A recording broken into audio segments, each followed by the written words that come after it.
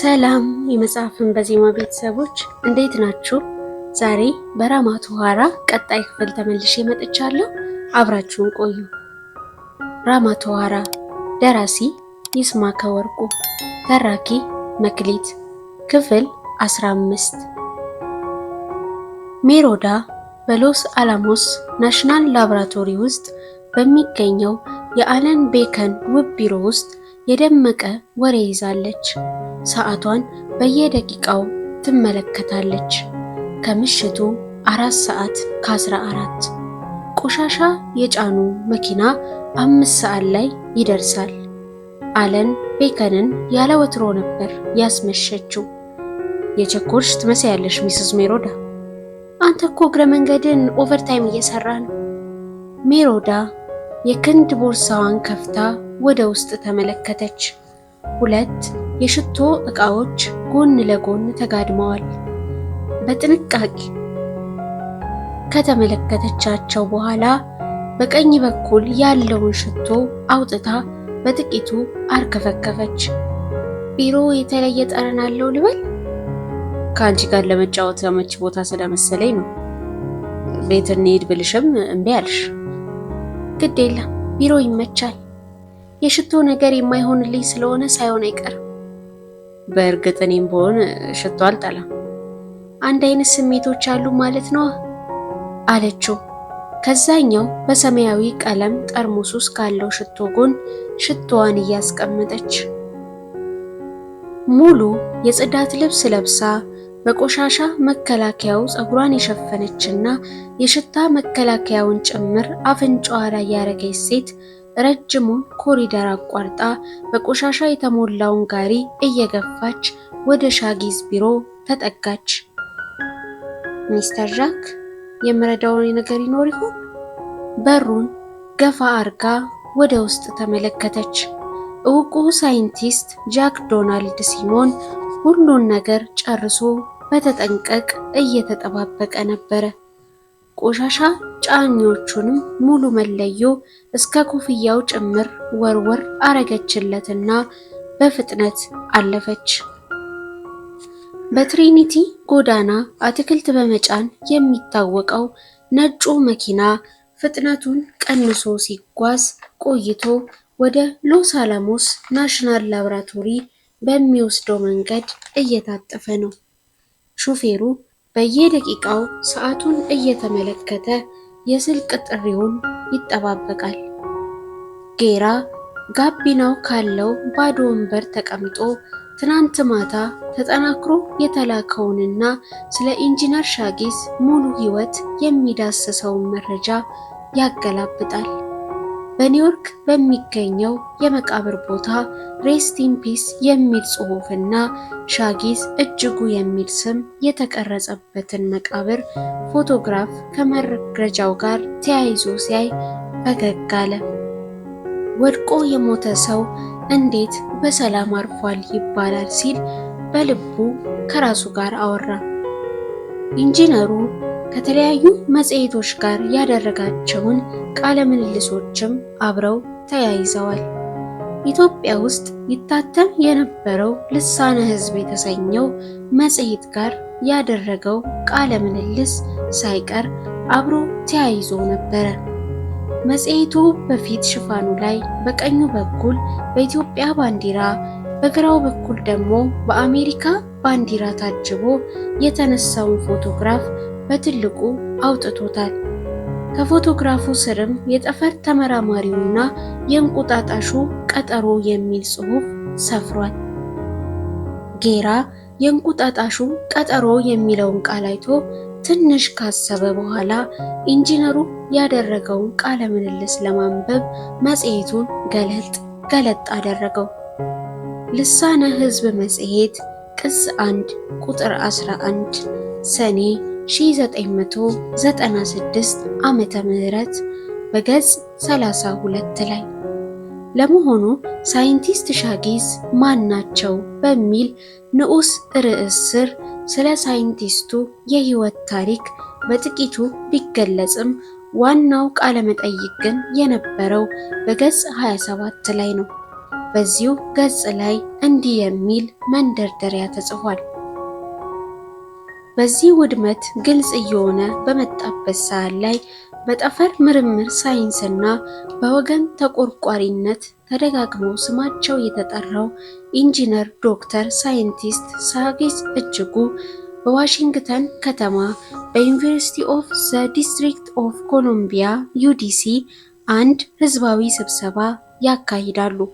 በዚያን ዕለት ኤፕሪል 16 ቀን 2004 በሺህ የሚቆጠሩ ኢትዮጵያውያን በዩኒቨርሲቲው አዳራሽ በመገኘት ሰው በሰው ላይ ተደራርቦ በመቀመጥ ለሚቀርቡ ሐሳቦች የጭብጨባና የቦታ ድጋፍ በመስጠት በልበ ሙሉነት ለሚናገሩት ሳይንቲስት ተጨማሪ ወኔ የሰጧቸው ይመስል የሚለውን መንደርደሪያ የጻፉት ጋዜጠኛ ከስብሰባው በኋላ ወደ ኢንጂነሩ መኖሪያ ቤት በመሄድ ያደረጉትን ቃለ መጠይቅ አስፍረዋል።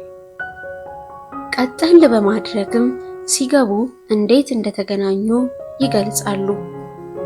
ከጎናቸው የማትለያቸው ላፕቶፕ ኮምፒውተር ከፈቱና ዋና ዋናዎቹን የሀገሪቱን ተራሮችና ሸንተረሮች፣ ሀብትና ንብረት፣ ዘላለም እንዳረገዙ የሚገኙ የተለያዩ ክፍላተ ኢትዮጵያውያን የኤሌክትሪክ ኃይል ብርሃን ምንጭ የሆኑ የኒውክሌር ኃይላቸው ለሺዎች የልማት ተግባራት መዋል የሚችል የመሬት መልክ ከዘመን ወደ ዘመን የሚፈሰውን የትውልድ ታሪክ የሚነግር እቅድ የሀገሪቱን ጥንታዊነት የሚያወሱ ወካይ የታሪክ ማብራሪያ ሰንጠረዦች በመብራት ነጸብራቅ አሳጅበው ያቀርባሉ ይሉና የኢንጂነሩን ሰፊ ሀተታዊ ንግግር ያስከትላሉ።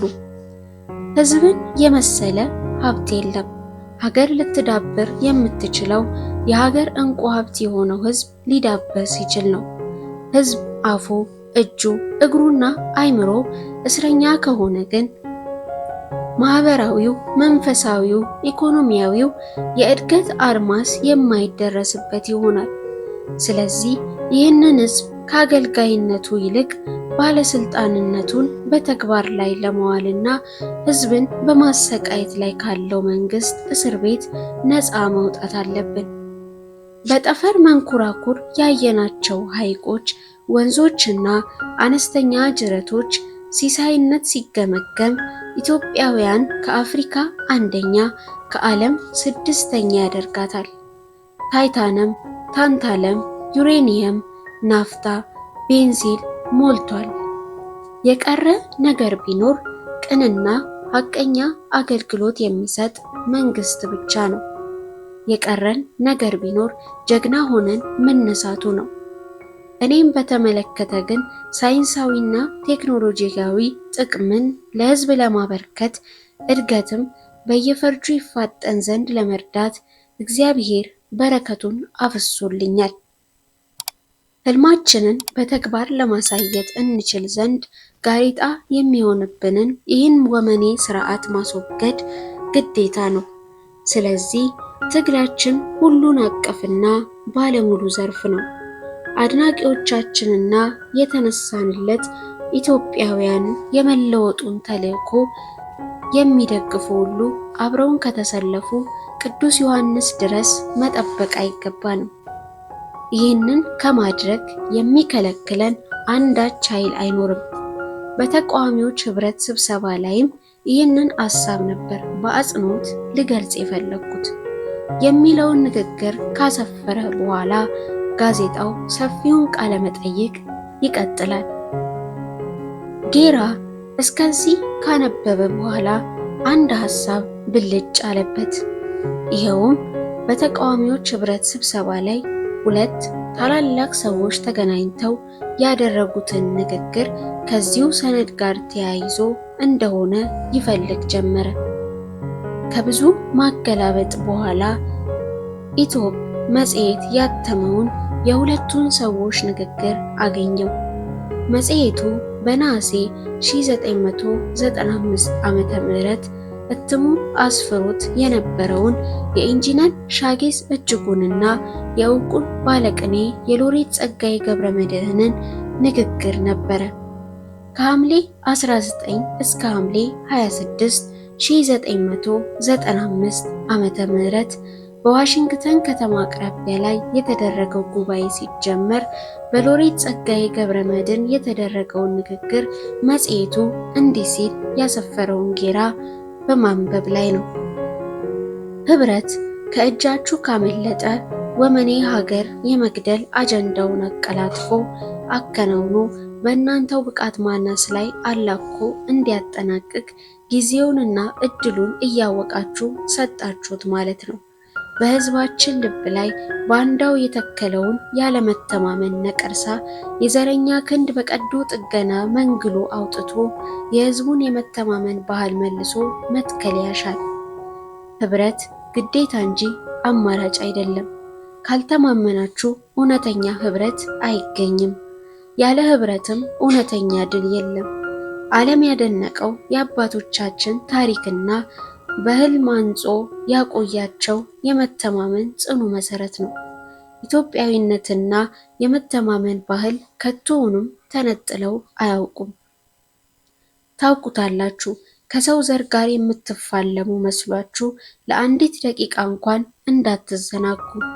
ቢመስላችሁም ባይመስላችሁም የቆራጥነታችን ቴዎድሮስነትም ሆነ የአርቆ አስተዋይነታችን ሚኒሊክነት፣ የጠቢብነታችን እግዚአብሔርነትም ሆነ የነብይነታችን ሄኖክነት፣ የቁርጥ ቀን ተጠሪ በላይ ዘለቅነታችንም ሆነ የአልሞት ባይተጋይደንነት አበበ አረጋይነታችን፣ የብልህነታችን ሀብተ ጊዮርጊስነትም ዛሬም በየህዋሶቻችን ውስጥ አለ። ሰላማዊ ትግል ማለት ለሞት ማጎንበስ አይደለም። ማንዴላም ማህተመ ጋንዲም ይሁን አላስተማሩንም። ጌራ ንባቡን ቀጠለ። አሁን ኢትዮጵያ ውስጥ ባለው መንግስት እነዚህ ሁለት ሰዎች ለምን ከምር ተጠልተው እንደነበር ከገባው ቢቆይም በእርግጥ ፈታኝ ሰዎች እንደነበሩ አላጣውም። በየጎጡ ተደራጅተው ህዝቡን ሲከፋፍሉ የነበሩትን ፓርቲዎች በመሸምገል ፈታኝ የሆነ ሀገራዊ ፓርቲ ለማቋቋም ያደረጉትን ጥረት ሁሉ በመገንዘቡ ራሱን ይነቀንቅ ጀመረ። በተለይም ሳይንቲስቱም ሎሬቱም ብዙ ተከታዮችና የህዝብ ተአማኒነትም ስለነበራቸው ህዝቡን ማንቀሳቀስ የሚችል አቅም እንደነበራቸው እያሰበ ሰነዱን ማገላበጥ ጀመረ። ከሳይንቲስቱ ንግግሮች ደግሞ ጥቂት አነበበ። ህዝቡንም እየጎዳ አገራችንንም ቁልቁል እያወረዳት ይገኛል። የኛ ተነጣጥሎ መቆም አግዞት እንጂ እድሜ የማይኖረው መንግስት ነው። ዛሬም በጊዜ ተነስተን ኢትዮጵያን ካስከፊው አገዛዝ ነፃ ለማውጣት መነሳታችን ተገቢ ነው። የእነዚህ ሁለት ፈታኝ ሰዎች ቅይጥነት ደግሞ በዘር የሚያምኑትን እንኳን ግራ የሚያጋባና የሚፈታተን ሌላው ፈታኝ ነገር እንደነበር አሰበ። ሎሬት ጸጋዬ ገብረመድኅን ከኦሮሞና ከአማራ፣ ሳይንቲስት ሻጊዝ እጅጉ ደግሞ ከትግሬና ከአማራ መወለዳቸው በዘር የሚያምኑ ሰዎችን እንኳን የዘረኝነት አቋማቸውን የሚድጥ አቅም እንደነበራቸው ተገነዘበ። በተለይም ሳይንቲስቱ ከደቡብ ባህል፣ ሎሬቱ ደግሞ ከኦሮሞ ባህል በእጅጉ የበለጸጉ ከመሆናቸውም ባሻገር በመላው ኢትዮጵያ ከዘራቸው ይልቅ በጭንቅላታቸው በየትኛውም ብሔር የሚከበሩ ሰዎች በመሆናቸው በዚህ መድረክ ላይ በአንድ ላይ መገናኘታቸው በህዝብ ፊት የጎላ ነጸብራቅ ያሳድሩ እንደነበረ እያሰበ ቀና ብሎ ሰዓቱን ተመለከተ። ጌራ ከምሽቱ 4:25 ይላል። ትንፋሹ ፈጠነበት። በሎስ አላሞስ ናሽናል ላብራቶሪ ውስጥ ከ12 ዓመታት በላይ ስትሰራ እንደ ዛሬ ተፈትና አታውቅም። ወይዘሮ ኤሊና ወደ ላብራቶሪው የጽዳት መለዮዋን ቦርሳ ውስጥ ከታ ልትወጣ ስትል ነበረ ከግር እስከ ራሱ ጽልማሞት የሚመስል ጥቁር ልብስ የለበሰ ሰው አፍኖ ያሰራት። ባለቤቷ ሚስተር ጌትውድ እንደ ሁልጊዜው ቀድሞ ነበር ወደ ስራ የመጣው። ወደ ቆሻሻ አመላላሹ መኪናው መስማት እንጂ መናገር አትችልም።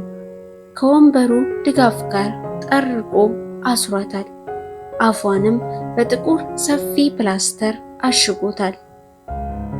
ሰውየውን ለመለየት ሞከረች። ጥቁር ጭንብር ስለለበሰ ማንነቱ ሊለያት አልቻለም። አይኖቹ ጥቋቁር ናቸው፣ ሽፋሎቹም ጠይም ናቸው። ጥቂት ያልጎጠጎጣቸው ቃላት ግን እንግሊዘኛ ዘያቸው የአፍሮ አሜሪካን አይነት ነው። በማታውቀው ቋንቋ የተናገረው ግን ምን እያላት እንደሆነ አልገባትም። የምን ሀገር ቋንቋ እንደሆነ እንኳን ልታውቅ አልቻለችም። ምን እንደሚፈልግም አልነገራትም። ዝም ብሎ አስሮ ይጠብቃታል። ይባስ ብሎ መጽሐፍ ያነብ ጀመር።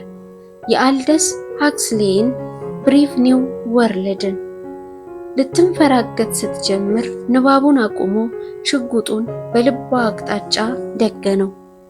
ዝጊ አለ ዣንጊዳ በአማርኛ። ንባቡን ቀጠለ። እረፊ። ሰዓቱን ተመለከተው። ከምሽቱ 4:28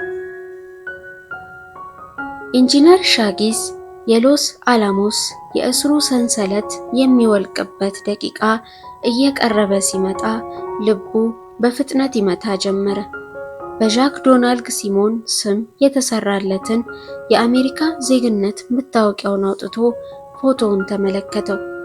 አፍሮ ጎፈሬ ያበጠረ ሰው፣ ትንሽ ሽበት ወረር ያደረገው።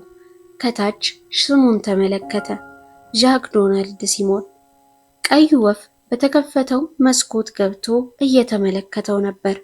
አይኑን ከወፉ ላይ አንስቶ ይዟቸው ለመሄድ ያጠራቀማቸውን ሰነዶች ያጨቀበትን ጥቁር ሻንጣ ተመለከተው። በውስጡ የያዘውን ነገር ቢያውቅ ኖሮ ይህ ሻንጣ ራሱ አሜሪካ ሰራሽ በመሆኑ ክንፍ አውጥቶ በበረረ ሲል በልቡ አሰበ። መልሶ ግን ጥርጣሬ ገባው። ይህን ሁሉ ይዤ መውጣት እችል ይሆን? ግድ የለም ራሴን ይዤ እንኳን ልውጣ። ሻጊዝ ሰዓቱን ተመለከተው። 4:32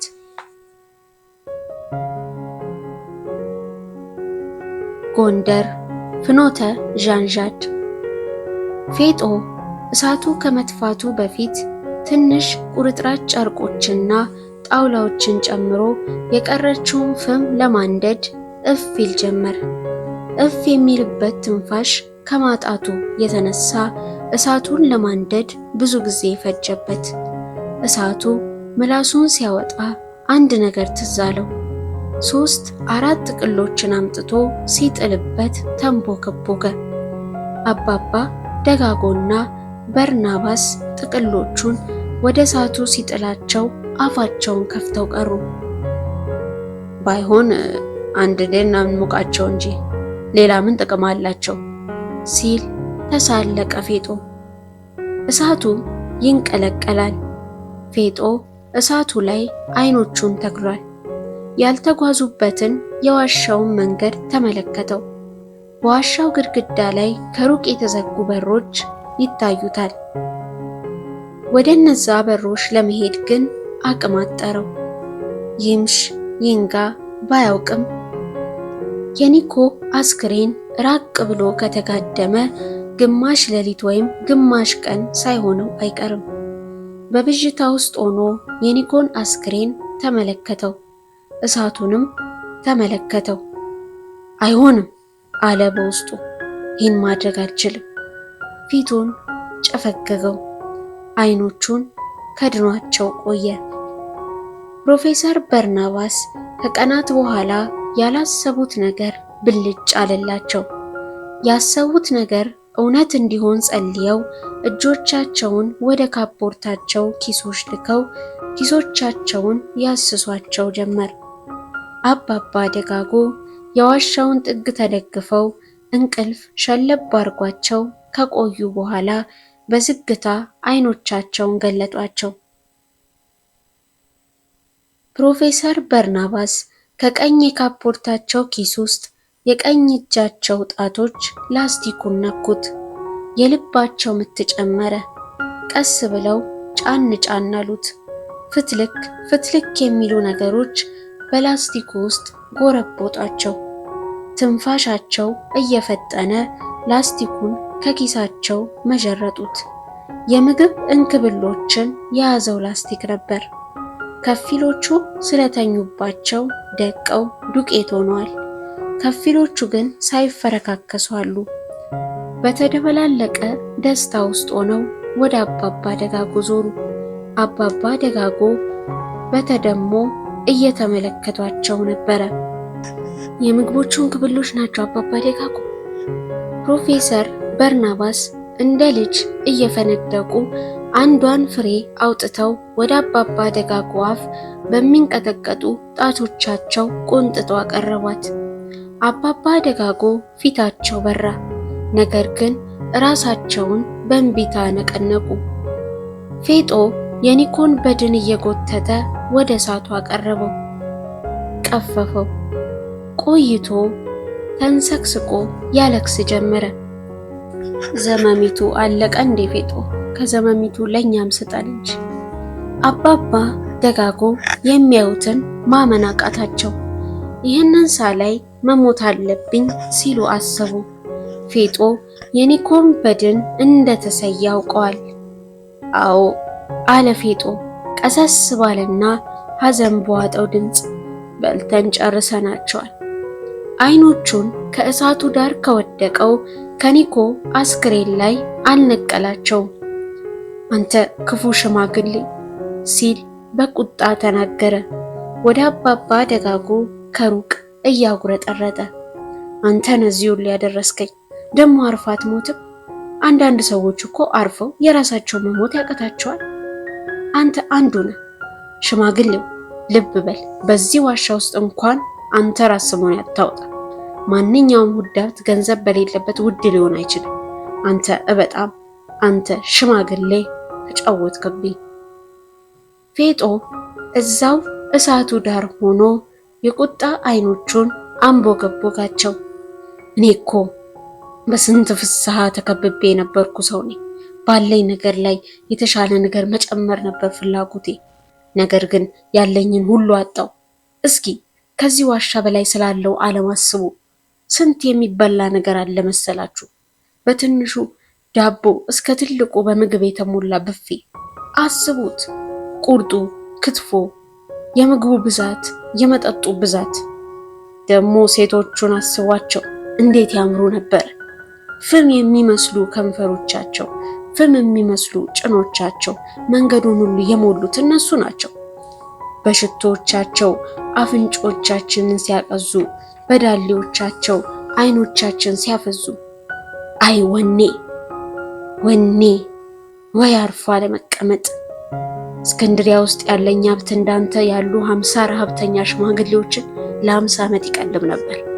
ይህን ተልዕኮ በመፈጸም ማገኘው ሀብት ደግሞ ጀርመን ውስጥ የጀመርኳቸውን ንግዶች ብቻም ሳይሆን ብዙ ባለ 5 ኮከብ ሆቴሎችን ያስገነባ ነበር።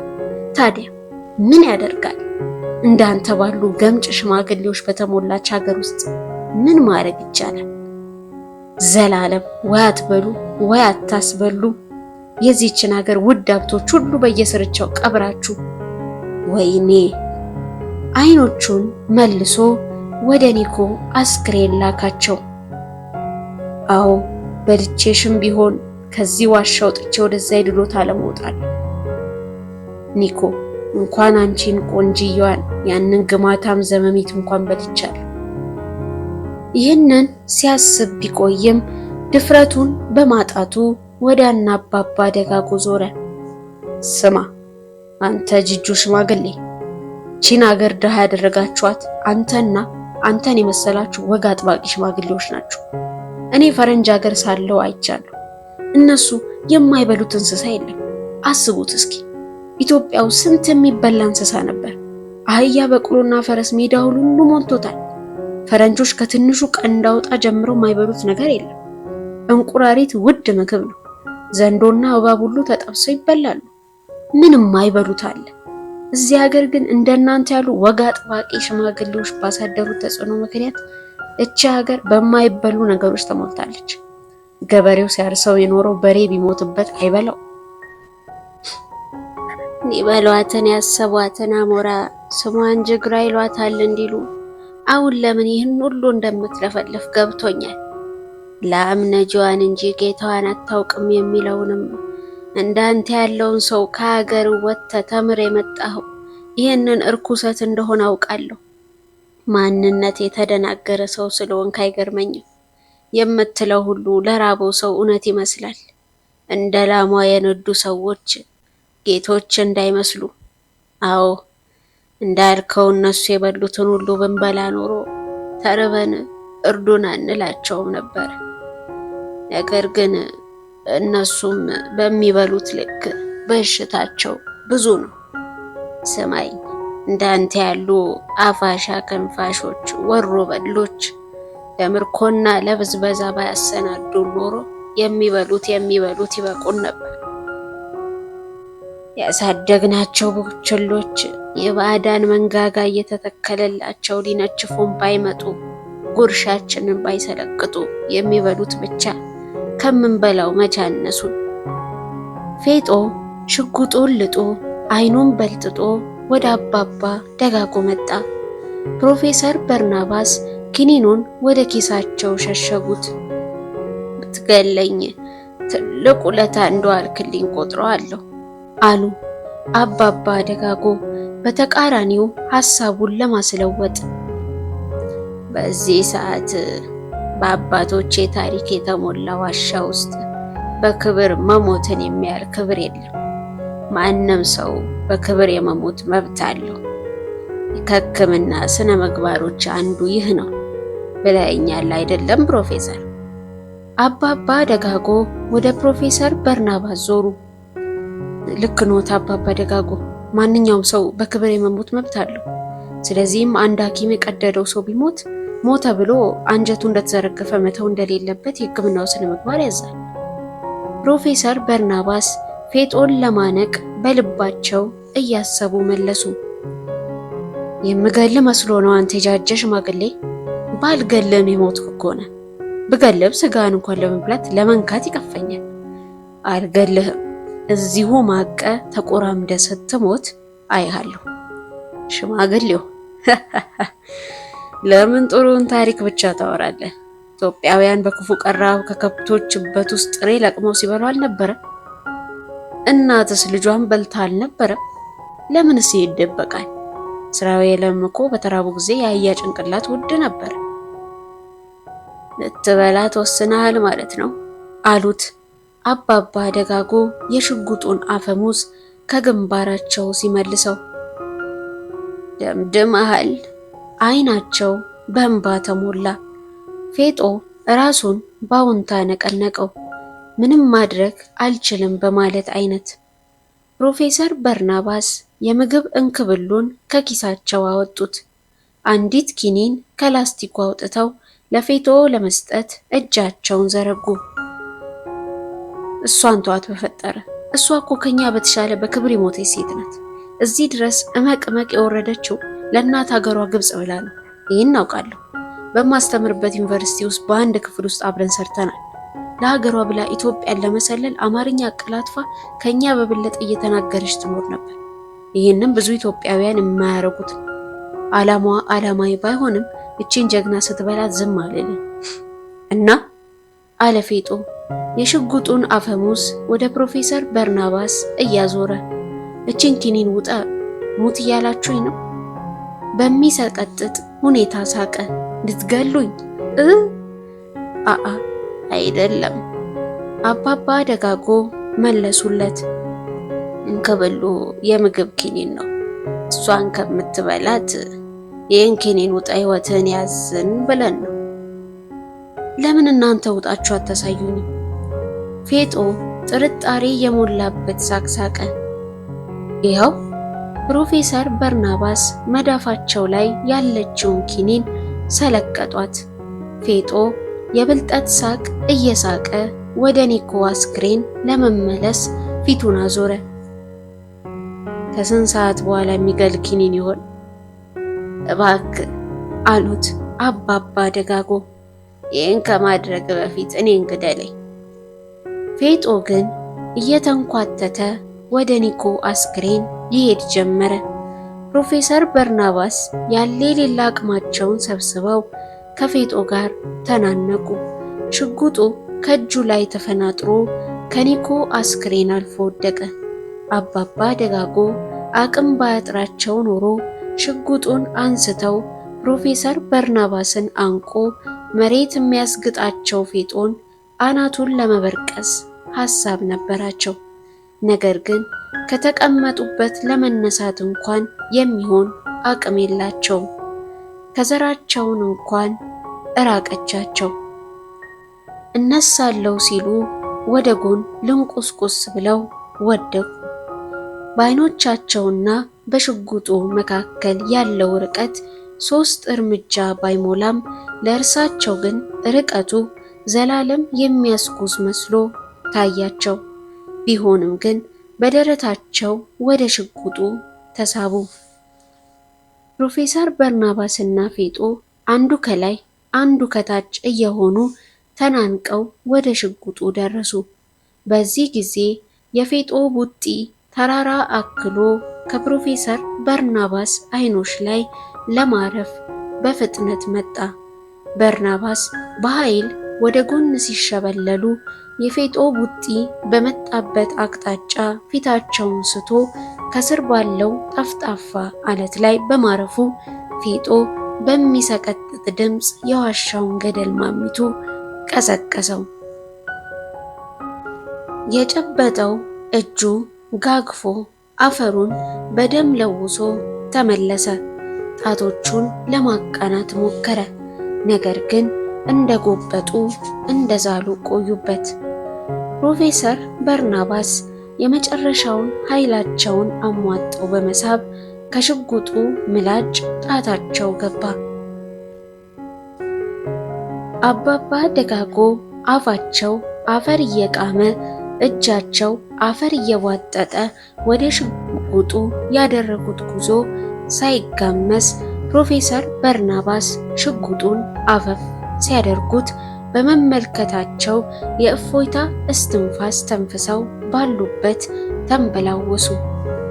ፕሮፌሰር በርናባስ ሽጉጡን በፌጦ በመነጠቃቸው በፊት ምንም ጊዜ ሳያጠፉ በፌጦ ግንባር ላይ አቀባበሉት።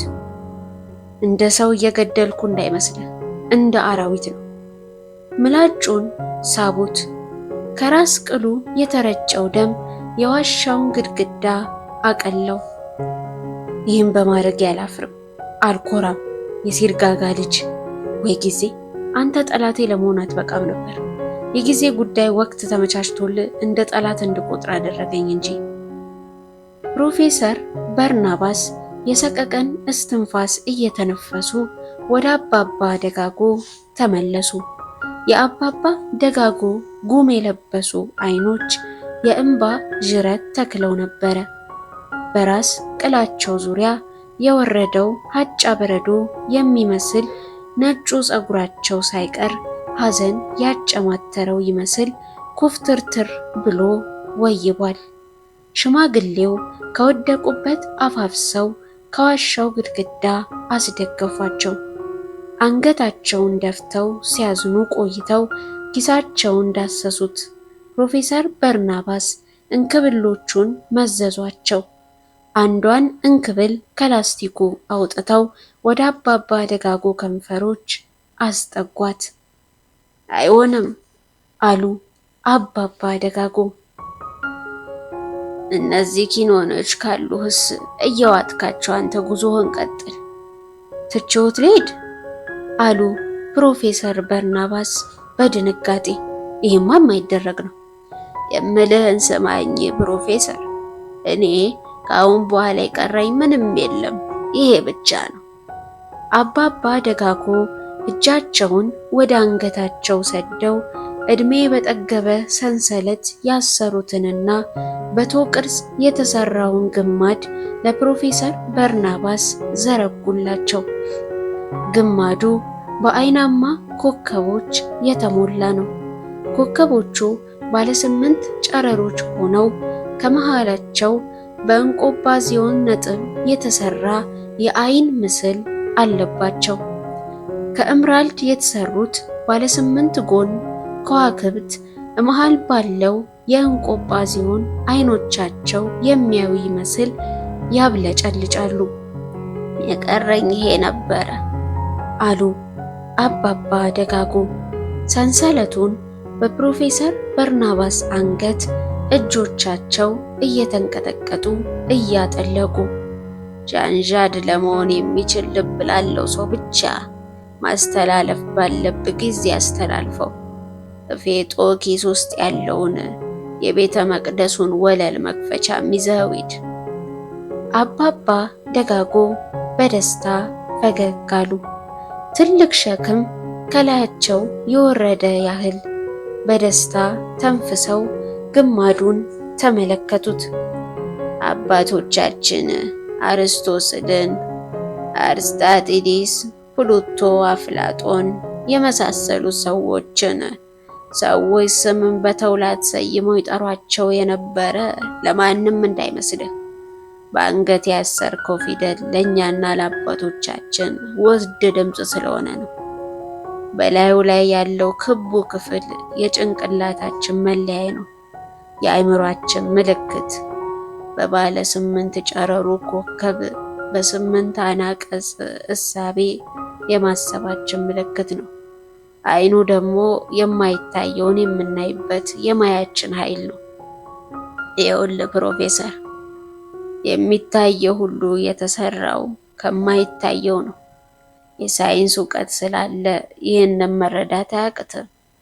እኛን ያቆሙን ሕዋሳት ሁሉ በባዶ አይን መታየት የማይችሉ ናቸው። አንቶን ቫሉዊን ሁንክም አጉሊውን መነጽር ከማግኘቱ በፊት መላው ዓለም እውር ነበር።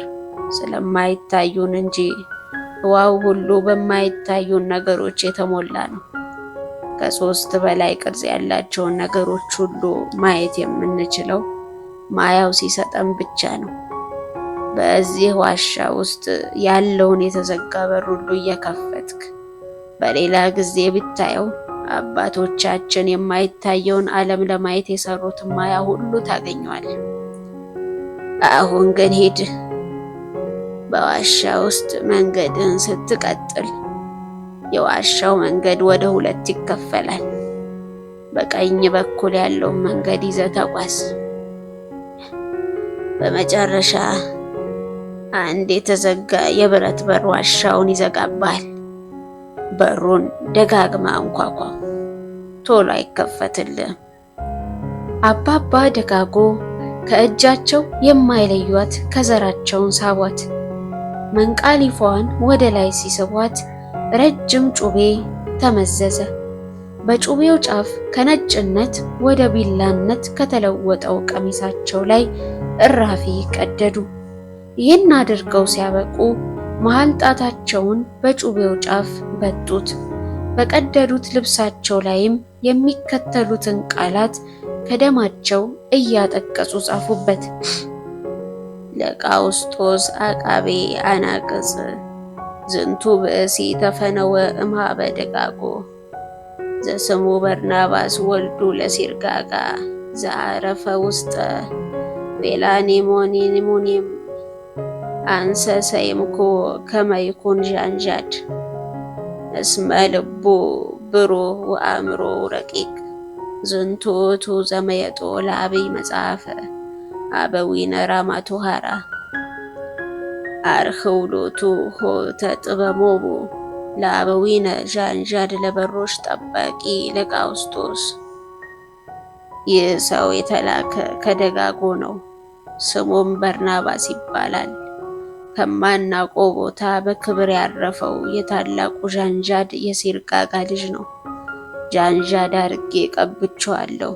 አይምሮ ረቂቅ ልቡም ብሩህ ነውና የአባቶቻችን ታላቁን መጽሐፍ የመለሰው እሱ ነው።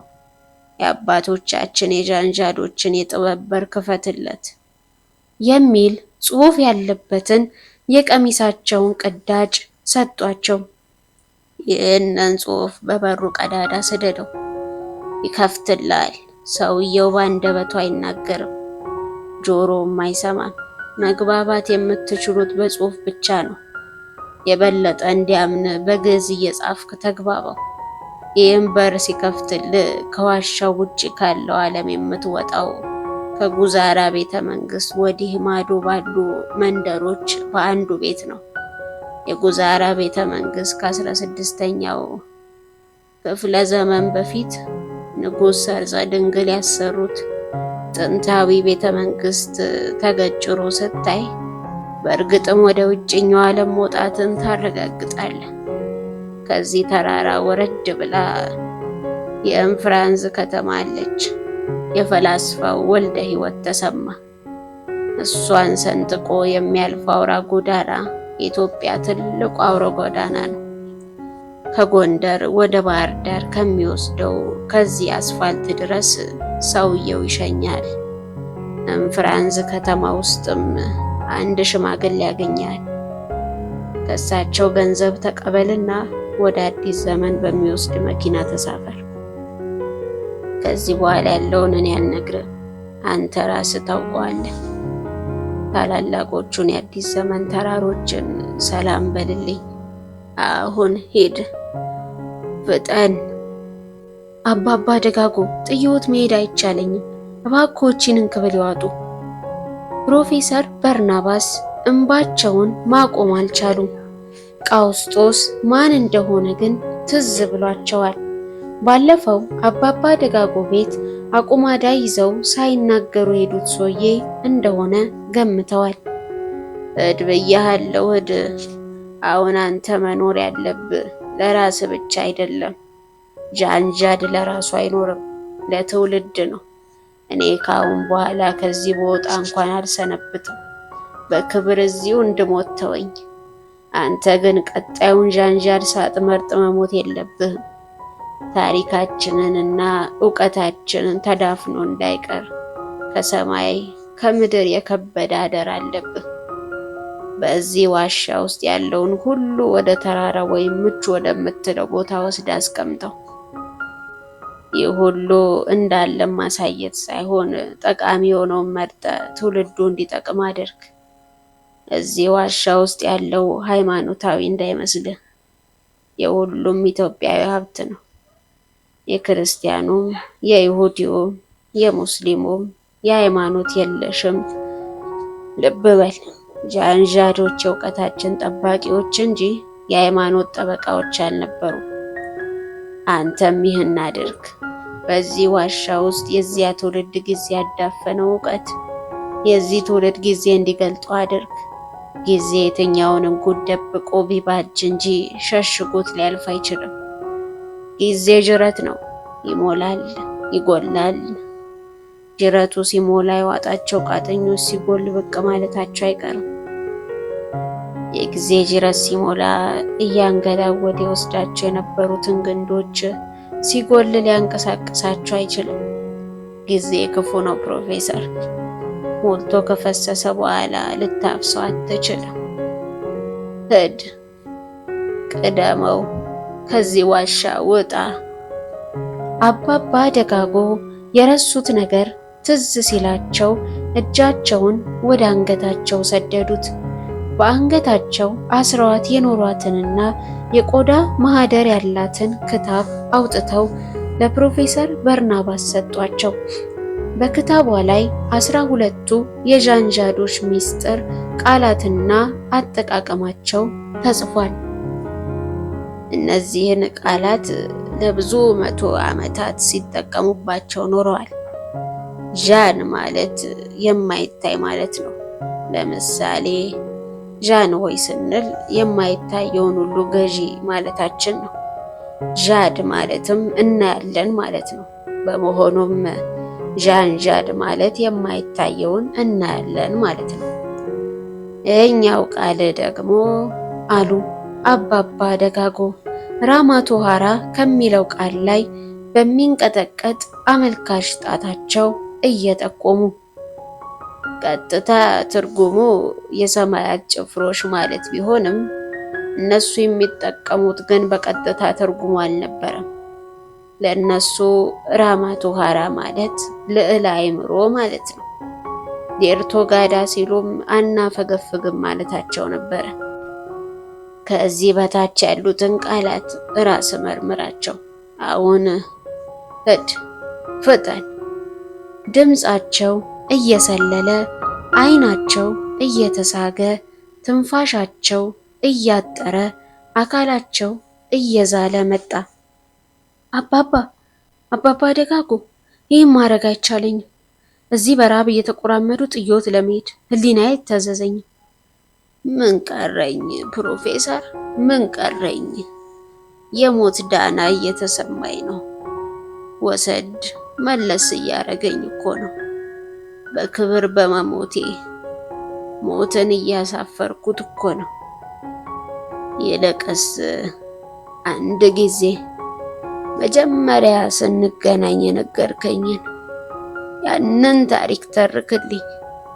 የሲርጋጋን የታላቁን ዣንዣር ታሪክ፣ የአባትክን ታሪክ ተርክልኝ በጥሩ ቋንቋ። እስከ ሞት እዚሁ ልትጠብቀኝ ካሰብክ የምልህን አድርግልኝ። ያንተንና የአባትህን ጣፋጭ ታሪክ ተርክልኝ። ሲርጋጋ፣ ታላቁ ዣንዣድ፣ አባ ጀንበሩ፣ አባ ዲዲሞስ፣ ያ ትንሹ ልጅ መጥቷል ብለውኛል ነበር። ምን ነው አይኑን ሳላየው? ሚራዥ፣ ትንሹ ልጅ፣ ክብራን እያለ አቅፌ ሳምኩት ልጅ፣ የትንሹ ልጅ ክብልል የሚሉ አይኖች። አባባ ደጋጎ መቃዠት ጀመሩ። ማርዬ ተው፣ አትጣላብኝ ልጄ ተው። ጠላቶችን ቀንሳቸው። ጠላትን መቀነስ የሚቻለው ጠላትን ባለመጥላት ነው። ጠላትን ጠላት አለማድረግ የሚቻለው ችሎ በመውደድ ብቻ ነው ብዬ ነበር። የማንም ደም በእጅ አይኖር ልጄ ተው። የጤፍ ቆና ተለጉማ የበረሃ አበባ አባ ጀንበሩን እሳት በላው አልከኝ። አልመጣም። ልኮ እሱ እዛው ቀረ። ስሙን ለወጡት፣ ፊቱን ለወጡት፣ ልቡን አሰሩት። ሻጊዝ ብትታሉ መልሰው አባባ ደጋጎ የእንቅልፍ ሸለብታ እንደያዘው ንገረኝ እንጂ ፕሮፌሰር፣ የሲርጋጋን ታሪክ፣ ያንተን ታሪክ ንገረኝ እንጂ። ከተራራው የሄዱት ልጆች ሳይመለሱ ቀሩ። ቀዩ ወፍ ወደቀ። ማርዬስ፣ ኦንጎታ፣ ያቺ አንዲት ፍሬ። ፕሮፌሰር በርናባስ የአባታቸው የአባ ሲርጋጋ አሟሟት መጣባቸው። ወደ ፓሪስ በአይነ ህሊናቸው ተጓዙ። የጥይት ጩኸት፣ ሁለተኛው የዓለም ጦርነት ፓሪስ ከመዝለቁ በፊት አባቴ እኔን አስከትሎ ለአባባ ደጋጎ ይተርኩላቸው ጀመር። ጃንሆይ ከፊት ለፊት በክፍቱ ሰረገላ ሲያልፉ መድፍ ሲተኮስላቸው መንገዱን በግራና ቀኝ የሞላው ህዝብ እጅ እስኪመለጥ ሲያጨበጭብላቸው፣ አዎ ትዝ ይለኛል አባቴ እንዲህ ያለኝ፣ ሴቶችን አትመልከት መንገዱን እንጂ። ከአባቴ ጋር የአባቴ ሞገስ ያላቸው ሽማግሌዎች አብረው ተጉዘው ነበር። ከደማቁ አቀባበል በኋላ ፓሪስ ውስጥ በሚገኘው በኖትረዳም አቅራቢያ አንድ ህንፃ ውስጥ ለየብቻቸው እንዲኖሩ ምቹ መኖሪያ ተሰጣቸው። ሽማግሌዎቹ የፈረንሳይኛ ቋንቋ እየተማሩ ቆዩ። አባቴ ሲርጋጋ ግን ደስተኛ አልነበረም። ዘወትር ቁጭ ብሎ ይተክዝና ያለቅስ ነበረ። ምን ነው ስለው አሁን አይገባም ተወው ይለኝ ነበር። አብሬ ያለቅሳለሁ እንጂ ለምን እንደሚያለቅስ አላውቅም ነበር። ቢተረጉሙት ይላል ብቻ አልፎ አልፎ። በአቅራቢያው በሚገኝ ትምህርት ቤት ውስጥ ስማሩዬ በመጣው ቁጥር እሱም ማላቀስ ነበር ስራዬ። አባቴ ጀርመንኛ፣ ፈረንሳይኛ ቋንቋ አቀላጥፎ ሲናገር ሰምቼዋለሁ። እኔን ግን እንግሊዘኛው ላይና ጀርመንኛው ላይ ብቻ እንድጠነክር ይመክረኝ ነበር። ማታ ማታ ደግሞ ግዕዝ ያስተምረኛል። አንድ ቀን ከትምህርት ቤቱ ስመለስ ግዙፉን መጽሐፍ ዘርግቶ እያለቀሰ ደረስኩ። እኔ የጀርመን ጦር ፓሪስ እየገባ መሆኑ ስለተሰማ ትምህርት ቤቱ በመበተኑ ነበር በጊዜ የመጣሁት። አባባ መጽሐፉን ከዘጋ በኋላ አትተረጉሙትም እናንተ የማትረቡ ሽማግሌዎች እያለ ከትራስ ውስጥ የደበቀውን ሽጉጥ መዘው በወለሉ ላይ በባዶ እግሩ ሲንጎራደድ ከቆየ በኋላ ሽጉጡን መልሶ ደበቀው። ማታ ሲሆን ቤታችን ውስጥ አባባ ሽማግሌዎችን እራት ጋበዛቸው። በረጅሙ ጠረጴዛ ዙሪያ ከበው የፈረንሳይ ወይን እየጠጡ ያሽካኩ ጀመረ። ከሳቃቸው ብዛት ጠረጴዛው ላይ የሚበሩ ሻማዎች ነበልባል ይርገበገብ ጀመር። ተርክልኝ እንጂ ፕሮፌሰር፣ አባባ ደጋጎ ከእንቅልፍ እንደባነነ ሰው ብትት ብለው ተመልሰው፣ እየተረኩልዎ እኮ ነው። ምን አልከኝ? ማርዬ መጣ፣ አርባጫን ታረቀው፣ አፈሩን መለሰው። ሽማግሌው ሲርጋጋ ወደ እኔ መጣ። የደብረ ብርሃን ዲያቆን ሳለው ገና በ22 ዓመቴ ዣንዣድ አድርጎኝ ሄደ። ሲርጋጋ ጥቂት ቀናት አብሮኝ ቆየ። ልጁን አስከትሎ መጥቶ ፕሮፌሰር በርናባስ ግን ትረካቸውን ቀጠሉ። ሽማግሌዎቹ ታላቁን መጽሐፍ ራማቶሃራን ከተጻፈበት ጥንታዊ ግዕዝ ቋንቋ ወደ ፈረንሳይ ቋንቋ ለመመለስ የተሰጣቸውን ጥቅማ ጥቅም እየተጫወቱ ነበር። ከታላቁ መጽሐፍ ላይ ብዙ ቀን ስለተረጎመ በዛው ልክ የተሻለ ጥቅም እንደሚያገኝ ፈረንሳዩ ስላግባቧቸው በዚህ ምሽት መጽሐፉን ገነጣጥለው ለመካፈል ወስነው እንደነበር ያወቅኩት በኋላ ነው። አባቴ ሲነግረኝ የራቱ ግብዣ ከመጠናቀቁ በፊት አባቴ ወደ መኝታ ቤት ገብቶ የደበቀውን ሽጉጥ አቀባብሎ ወጣ። የማይገባኝን አስማት የመሰለ ቃል ተናግሮ ሁሉንም ሽማግሌዎች ግንባራቸውን አላቸው። ግማሻቸውን ወደ ኋላ ተፈንግለው፣ ከፊሎቹ ጠረጴዛው ላይ ተደፍተው ወደቁ። አባቴ ምንም ጊዜ ሳያጠፋ ታላቁን መጽሐፍ በልብስ ጠቅልሎ በእጅ በሚገፋ ጋሪ ላይ ጫነው። ቤቱን ለቀን ወጣን፣ ጋሪውን እየነዳን። የጀርመን ወታደሮች ፓሪስን ወረው እያስጨነቋት ነበረ። አባዬ በጀርመንኛ ከአንድ የናዚ መቶ አለቃ ጋር ሲነጋገር ከቆየ በኋላ ወደ ባቡር ጣቢያ ወሰደን። ባቡሩ ወደ ኦስትሪያ ቪዮና እየተወናጨፈ መሆኑን ቢያውቅ ኖሮ አባባ ሲርጋጋ ራሱና ታላቁን መጽሐፍ ወደ ውጭ በወረወረ ነበር። ነገር ግን እንቅልፍ ላይ በመሆኑ ባቡሩ በፈረንሳይና በኦስትሪያ መካከል ያለውን ጣቢያ አልፎ ቪዮና ገብቶ ነበረ። ሲነቃ የት ነን ብሎ ጠየቀኝ። እኔ እንጃ አልኩት እየጨነቀኝ። ቪዮና ውስጥ እንደሆንን ተረድቷል። ኦስትሪያ በናዚዎች መዳፍ ላይ በመሆኗ ከኦስትሪያ ወደ ሃምቡርግ ጀርመን የሚወስደውን ባቡር በሁለተኛው ቀን ተሳፈረ። አባቴ ሲርጋጋ የስዋሲስታ ምልክት ያለበትን የመቶ አለቃውን የይለፍ ደብዳቤ ይዞ ነበርና በየጣቢያው የቆሙት የናዚ ወታደሮች ደብዳቤውን እያነበቡ ያሳልፉት ነበር። ከሃምቡርግ ከተማ አቅራቢያ በሚገኘው የባቡር ጣቢያ ባቡሩ ሲቆም ሽማግሌው አባቴ በጨርቅ የተጠቀለለውን መጽሐፍ ተሸክሞ ከባቡሩ ወጣን። መጽሐፉ ግዙፍ በመሆኑ ሽማግሌው አባቴ እየተንቀጠቀጠ በቅርብ ወደሚገኙት በበረዶ የተሸፈኑ ኮረብቶች እስክንደርስ ብዙ ጊዜ ወድቆ በበረዶ እየተለወሰ ተነስቷል። በኋላ ሲያቅተው እዛው በረዶ ላይ ተልመስምሶ ሙተኛ። መነሳት እንደማይችል ሲገባው እኔንም በቋጠሩና እድሜ በጠገቡ አይኖቹ ተመለከተኝ። 15 ዓመት ሞልተዋል፣ አድገሃል። ይህን መጽሐፍ ወደ ሀገር እንድትመልሰው እኔ አቅቶኛል ከዚህ በላይ አለኝ ድምፅ አውጥቶ እያለቀሰ። ከዚህ በላይም መጽሐፍ መሸከም ቀርቶ ራሴን መሸከም አልችልም። ከዚህ ከወደኩበት ተነስቼ ስንዝር መጓዝ አልችልም።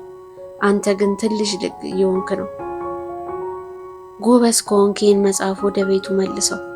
ኢትዮጵያ ጎንደር ከተማ ውስጥ ደጋጎ ከማው የሚባል ሰው ፈልግ። እሱ ሁሉን ነገር ይነግራል። ከቻልክ ይህን አድርግ። አሁን ላልሆን ይችላል። በቻልክ ጊዜ መጽሐፉን ወደ ቤቱ መልሰው፣ እንደ ቀላል እንዳታየው እያለኝ እዛው እንደወደቀ መላቀስ ጀመረ። ብን ብን የሚለው ክንፋማ በረዶ በነጭ ጢሙና አጫ በረዶ በመሰለ ሽበቱ ላይ ያረፈ ነበር ይህን የሚለኝ። ከዛ ቦታ ፈቀቅ ሳንል አደርን።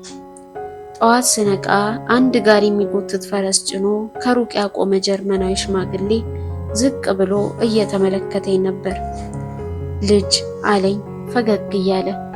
ይህ አባት ነበር አለኝ በጀርመንኛ። አዎን አልኩት። አባቴ ታላቁን መጽሐፍ እየተንከባለለ ሄዶ እንደ ሞጨጨ ሞቶ ነበረ።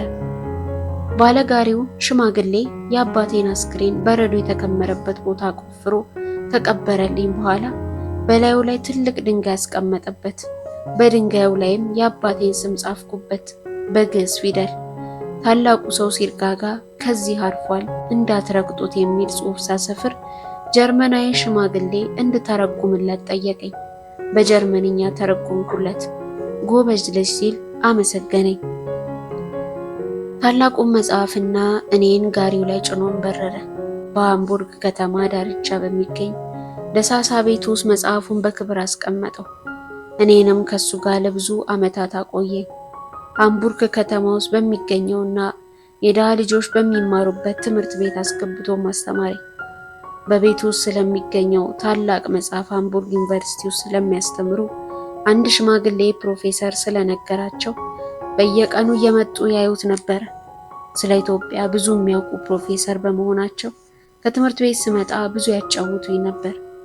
ወደ ሃምቡርግ ዩኒቨርሲቲ ያስገቡኝ እኚሁ ፕሮፌሰር ነበሩ። በዩኒቨርሲቲ ውስጥ የግዕዝ ቋንቋ እስከ ፒኤችዲ ደረጃ ድረስ ይሰጣል። እኔ ግን ሕክምና አጠናሁ። ግዕዝ የተፈጠረባት ኢትዮጵያ ተቀምጣ ጀርመን ውስጥ ግዕዝ በፒኤችዲ ደረጃ የመሰጠቱ ሚስጥር የገባኝ በኋላ ነበር። ወደ በርሊን ተጉዤ የፋርማኮሎጂ እና የላብራቶሪ ሳይንስ የእውቀቶችን ተምሬ እየተመለስኩ ከታላቁ መጽሐፍ ላይ ጥቂት ገጾችን በማንበቤ ምክንያት ነበር አባቴ ለምን ፈረንሳዮች አስተርጉመው እንዳይዘርቡት ያደረገበት ሁኔታ ስለገባኝ ጀርመኖችም ሃምቡርግ ከሚገኘው የጥናት ተቋማቸው ወስደው የታላቁን መጽሐፍ ሚስጥር ለራሳቸው በማድረግ በመቋመጣቸው ወደ ኢትዮጵያ ይዤው ለመምጣት ተነሳሳው። ነገር ግን በቀላሉ አልተሳካልኝም። በባቡር ወደ ኦስትሪያ ይዤው ለሻገስ ከተከታትለው ደረሱብኝ። ሌላ ባቡር ይዤ ወደ ስዊድን ተጓዝኩ። እዛም ደረሱብኝ። ስዊድን ውስጥ ያገኘሁት አንድ ኢትዮጵያዊ ባይረዳኝ ኖሮ ወደ ሀገሬ ይዤው ባልመጣውም ነበር። መብረሬ ስለተሰማ ጀርመኖች ኢትዮጵያ ድረስ ተከታተሉ። በአባቴ ኑዛዜ የሰማቸውን ሰው በብዙ ፍለጋ አገኘኋቸው። አባባ ደጋጎን። እሳቸውን በተራራው ውስጥ ከሚገኘው ሚስጥራዊ ማህበር ወስደው ደባለቁኝ። መንጋዬን አገኘሁት። መጽሐፉንም በዛ ለምርምር እንዲውል አደረኩ።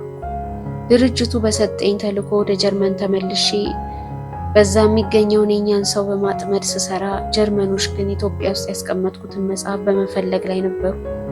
ደብረ ብርሃን ድረስ ባዘኑ፣ አላገኙትም። እኔ ጀርመን ውስጥ የተሰጠኝን ተልዕኮ ፈጽሜ ስመለስ ድርጅቴ ጎንደር ዩኒቨርሲቲ እንድቀጠር አደረገ። እዛ ቀን እያስተማርኩ በተራዬ አባባ ደጋጎ ዘንድ እዚህ ዋሻ ድረስ ክዘልቅ ድረስ ተማርኩ። ይኸው ነው ታሪኬ። ሌላ ምን ታሪክ አለኝ? አይበቃም አባባ ደጋጎ? የሰው ልጅ ታሪክ እኮ ሁሉ ለትረካ አይበቃም። አባባ ደጋጎ እየሰሙኝ ነው? ፕሮፌሰር በርናባስ ትረካቸውን ጨርሰው አባባ ደጋጎን ሲነቀንቋቸው ሊሰሙ አልቻሉም። የሰላም እንቅልፍ አንቀላፍተው ነበረ። እረፍት። ፕሮፌሰር በርናባስ በብዙ ሲያለቅሱ ከቆዩ በኋላ አባባ ደጋጎን ጎትተው ከዋሻው ውስጥ ግድግዳ አጠገብ ቀበሯቸው። ከግድግዳው ላይም በአባባ ደጋጎ ከዘራ ጩቤ ጣታቸውን አድምተው የሚከተለውን ጽሑፍ ጻፉ። ታላቁ ዣንዣድ አባባ ደጋጎ እዚህ ቦታ በክብር አርፈዋል፣ እንዳትረግጧቸው። ፌጦንና ኒኮንም ከዋሻው ግድግዳ ጥግ በአንዱ ቀበሯቸው።